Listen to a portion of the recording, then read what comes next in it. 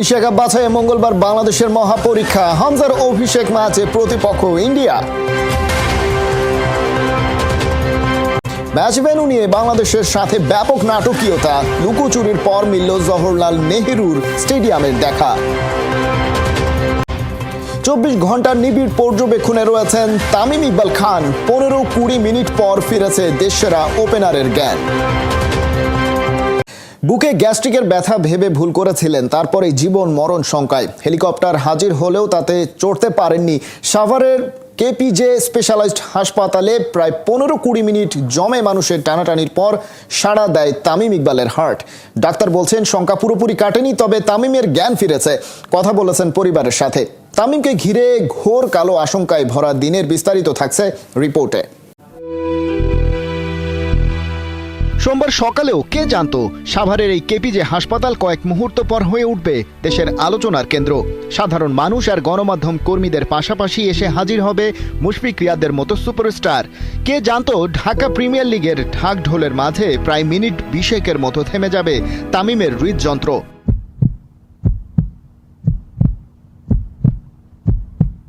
ঢোকার পর আমরা যখন অ্যাম্বুলেন্সের কাছে গেলাম, তামিমের কাছে গেলাম, তামিম ইকবাল একেবারেই অচেতন, কোনো প্রকার রেসপন্স নাই, কোনো কিছু নাই। হেলিকপ্টারে আমরা তুলবো কি তুলবো না, নাকি আবার এই হসপিটালে ব্যাক করব, কারণ ও অচেতন, পালস নাই, মুখ দিয়ে ফেনা পড়তেছে, ডালিম তো প্রচণ্ড পাঞ্চ করতেছে বুকের মধ্যে, ডাক্তার করতেছে। বিকেএসপিতে যেই অ্যাটেম্পটগুলো নেওয়া হয়েছে খুবই সময় উপযোগী, এবং যেভাবে ওনাকে নিয়ে আসা হয়েছে এবং ওনাদের ডাক্তাররা এখানে উপস্থিত আছেন, আমি আন্তরিকভাবে ধন্যবাদ জানাই যে ওনারা সঠিক সময় সঠিক ডিসিশনটা নিয়েছেন। ঢাকায় নিয়ে যাওয়াটা ব্যাপার না, কিন্তু ওই সময়টা যদি আমরা অ্যাটেম্প করতে না পারতাম কি হতো আসলে বলা বড় মুশকিল। কোটি মানুষের হৃদয়ের স্পন্দন হয়ে উঠেছেন যে সেই তামিম ইকবাল খান এখনও হাসপাতালের বিছানায় সুস্থ হয়ে উঠছেন একটু একটু করে। কিছুটা স্বস্তির অবকাশ আছে বটে, তবে দিনটা যে মোটেও স্বস্তির ছিল না। সোমবার সকালের সাথে বছরের বাকি দিনের পার্থক্য তেমন নেই। মোহামেডানের ক্যাপ্টেন তামিম যথারীতি টস করেছেন ঢাকা প্রিমিয়ার লিগে শাইনপুকুরের বিপক্ষে ম্যাচে, তবে বুকে ব্যথা ছিল, গ্যাস্ট্রিকের ওষুধও খেয়েছেন। অবশ্য ব্যাপারটা যে তার চেয়েও ভয়ঙ্কর হাসপাতালে। ভারতের বিপক্ষে ইতিহাসের সেরা দল নিয়ে মাঠে নামছে বাংলাদেশ, যারা ভারতের চেয়ে পিছিয়ে নেই, লক্ষ্যটা জয়। এশিয়ান কাপ বাছাই পর্বে মুখোমুখি হওয়ার আগে এমনটাই জানালেন বাংলাদেশ দলের কোচ হাভিয়ার কাবরেরা ও জামাল ভুঁইয়া। এদিকে হামজার দলে আগমনকে দুভাবে দেখছে ভারত কোচ। ম্যাচ শুরু বাংলাদেশ সময় সন্ধ্যা 7:30টায়।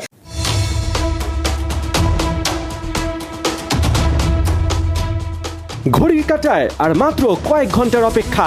Bangladesh Bharat high voltage match, দুই কোচ, দুই মাস্টার মাইন্ডের ব্যাটেল।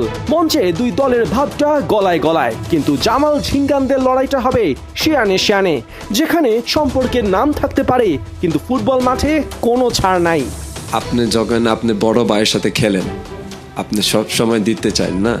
আমরা সেম, প্রত্যেক ম্যাচ প্রেশার আছে, কিন্তু এই ম্যাচ আরো একটু ফোকাস আছে, কারণ এটা ইন্ডিয়া। আর এটা আপনারা জানে কি হয়েছে লাস্ট 1 বছর না। What a delivery Jamal! ফুটবলেও যেন ক্রিকেটের মতো গুগলি ছুড়লেন। ভারতকে বাংলাদেশের বড় ভাই বলে একদিকে যেমন নিজের উপর থেকে চাপটা সরিয়ে নিয়েছেন, তেমন ঠিক একইভাবে মনে করে দিয়েছেন বাংলাদেশ সেই বড় ভাইকে হারানোর জন্যই মাঠে নামবে। তবে একই সাথে মুখের কথায় যেমন মাঠের পারফরমেন্স খুব একটা নড়চড় হয় না, ঠিক একইভাবে আইএসএল এবং বিপিএল এর মধ্যে ফারাকটাও জামাল স্বীকার করে নিয়েছেন। আবার এটাও মনে করে দিয়েছেন যে বাংলাদেশ এবং ভারতের ফুটবলারদের মাঝে তেমন মানের দিক থেকে অতটা পার্থক্য নেই।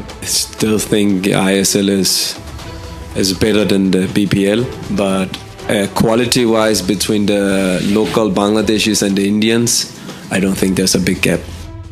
বাংলাদেশ ভারত দুই দেশের ফুটবল কোয়ালিটির কথা উঠলে চলে আসে হামজা চৌধুরী আর সুনীল ছেত্রীর কথা, যেখানে বাংলাদেশ কোচের কাছে দুই তারকা স্পটলাইটে থাকলেও জয়ের পোডিয়ামে তিনি টিম এফোর্ট দিয়েই উঠতে চান। জানিয়ে দিয়েছেন ইতিহাসের সেরা দল নিয়ে শিলংয়ে নামছেন।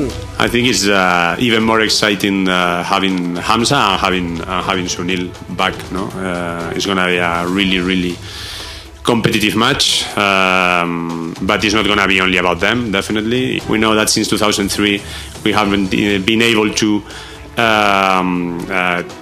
win against India, but again we are very confident that we are stronger than ever, and at least since I'm here, this is the strongest squad we have ever had.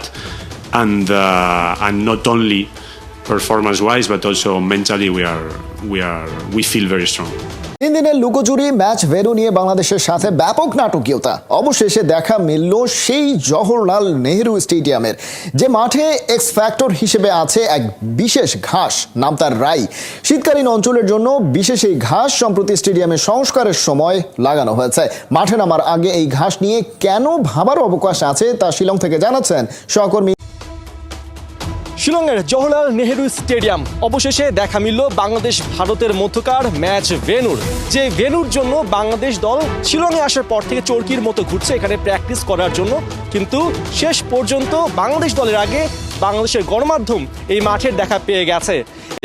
এই মাঠে এখন পর্যন্ত একটা আন্তর্জাতিক ম্যাচ হবার পাশাপাশি আমরা দেখতে পেয়েছি আইএসএলেরও বেশ কিছু ম্যাচ হয়েছে, যেখানে কিনা দারুণ ফুটবল উপহার দিয়েছে দলগুলো। অর্থাৎ ভারতীয় টিম এখানে দলগতভাবে প্র্যাকটিস করতে আসার আগ পর্যন্ত তারা নিজ নিজ ক্লাবের হয়ে এখানে আইএসএল খেলছে, যা এই দলটার জন্য প্লাস পয়েন্ট। অন্যদিকে বাংলাদেশ এখন পর্যন্ত আমরা আসার আগ পর্যন্ত তারা ঢুকতেও পারেনি, এই মাঠ দেখতেও পারেনি, যেটা প্রেস কনফারেন্সে সহজেই স্বীকার করে নিয়েছেন হাবির কাবরেরা। তিনি বলেছেন যে ফ্যাসিলিটি আরেকটু বেটার হলেও হতে পারতো এখানে, কিন্তু আফসোস সেটা হয়নি এবং সেটা নিয়ে আসলে কোনো ধরনের তার আর অভিযোগও নেই। এখন সামনের দিকে তার ফোকাসটা রয়েছে ভারত ম্যাচের দিকে এবং বাংলাদেশের জন্য 2003-এর পর আবারও ভারতকে হারানোর বড় একটা সুযোগ তৈরি হয়েছে, কারণ কাবরেরা বলছেন তারা ইতিহাসের সেরা দল নিয়ে মাঠে নামতে যাচ্ছেন।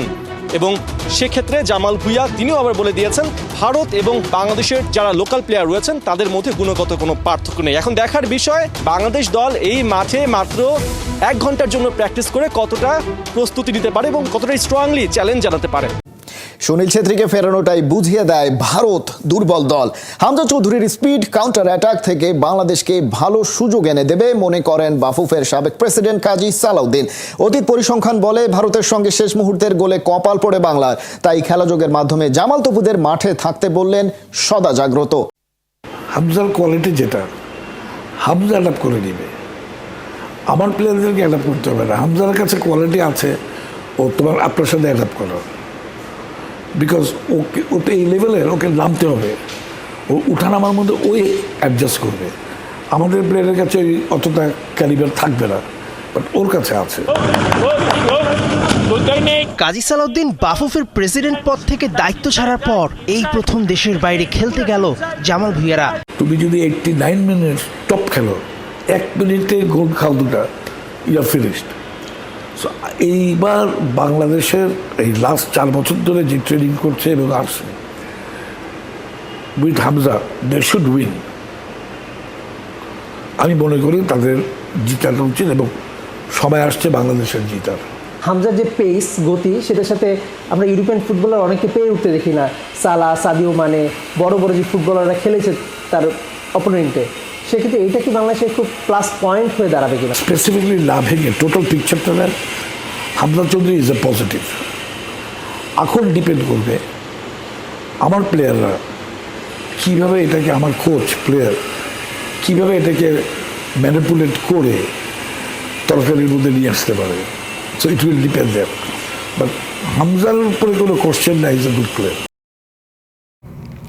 হার্ট অ্যাটাক করে সাভারের একটি হাসপাতালে ভর্তি ছিলেন তামিম ইকবাল। পরে হার্টে রিং পরানোর পরে এখন অনেকটাই সুস্থ আছেন।